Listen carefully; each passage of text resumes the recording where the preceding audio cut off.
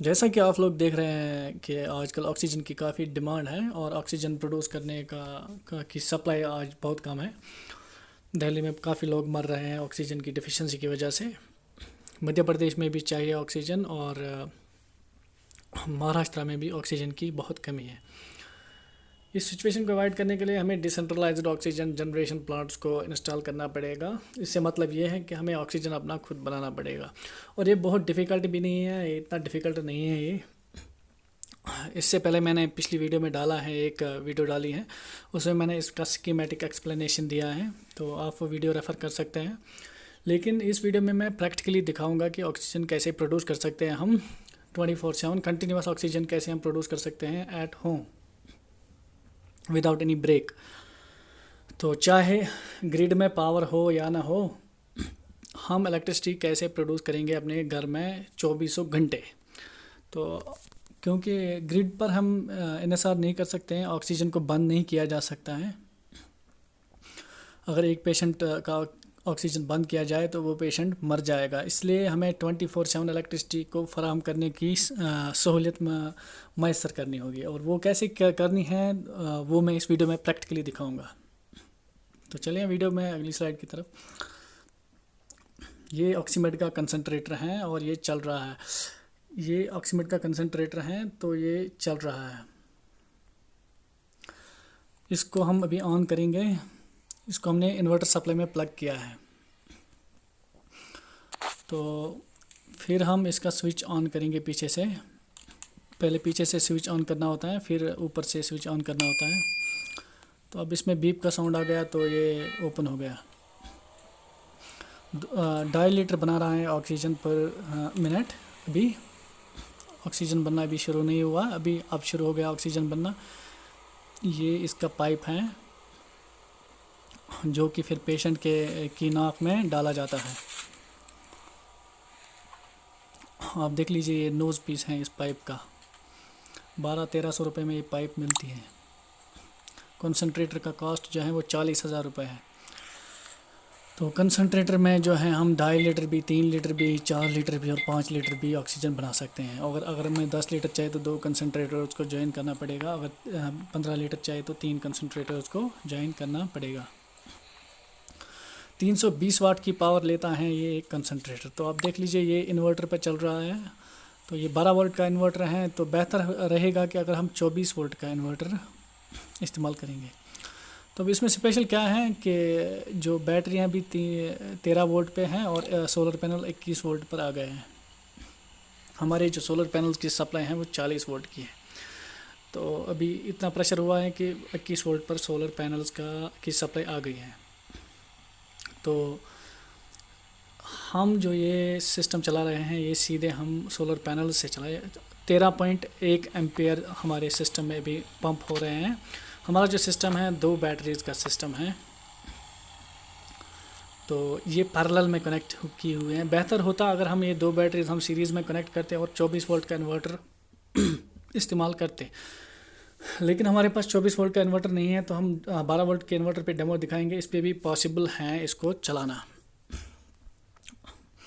तो ये जो 12 वोल्ट का इन्वर्टर है इसमें हमें 2 बैटरीज हैं। ये एक्साइड की बैटरी है, ये भी एक्साइड की बैटरी है। तो इन दोनों को हमने पैरेलल में जोड़ रखा है, फिर इनको फिर इन्वर्टर के से कनेक्ट किया है। अब हमारा जो सिस्टम है ये बैटरीज पे नहीं चल रहा है। अगर बैटरीज पे हम चलाएंगे तो 2-4 घंटे चलेगा, फिर बंद हो जाएगा। हम जो सिस्टम चला रहे हैं वो सीधे सोलर पैनल से चला रहे हैं।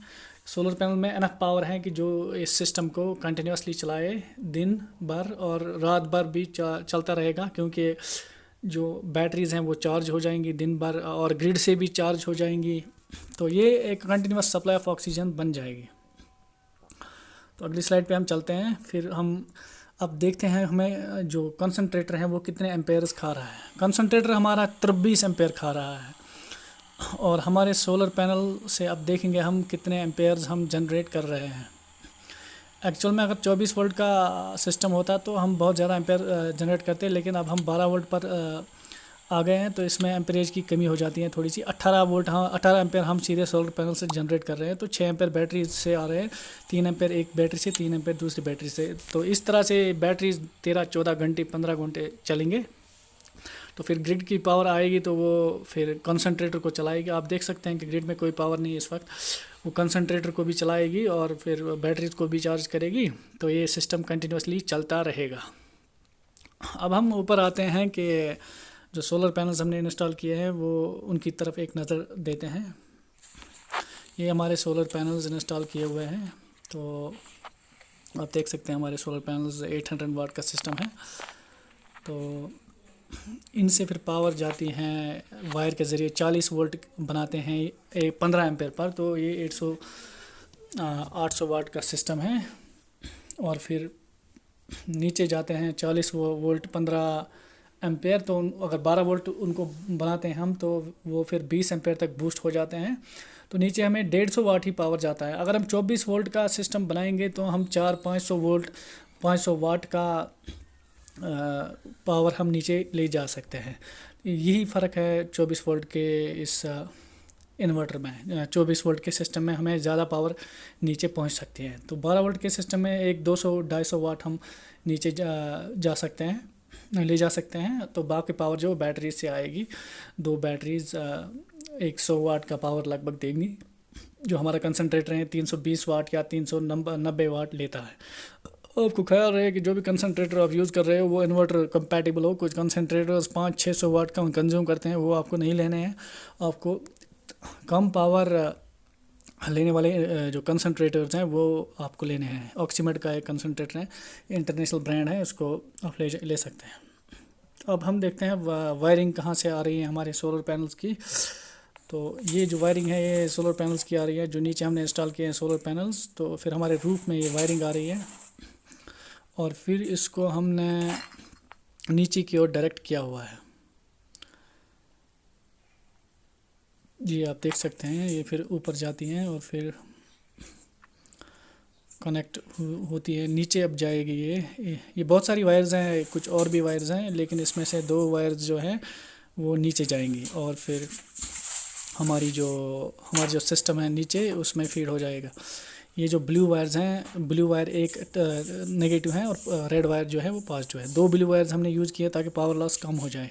तो अब हम देखते हैं एम्पेयर्स कितने आ रहे हैं ऊपर से। उसको देखने के लिए हमें ये टेस्ट करना पड़ेगा मल्टीमीटर से। माफ़ कीजिएगा, ये रिपीट हो गया प्ले। तो अगली साइड पे देखेंगे हम एम्पेयर कितने जा रहे हैं नीचे। तो नीचे हमें 12 एम्पेयर जा रहे हैं, लगभग 12 एम्पेयर जा रहे हैं नीचे। तो 12 एम्पेयर 40 वोल्ट पे जा रहे हैं, यानी कि नीचे हमारी पावर जा रही है 40 × 12 =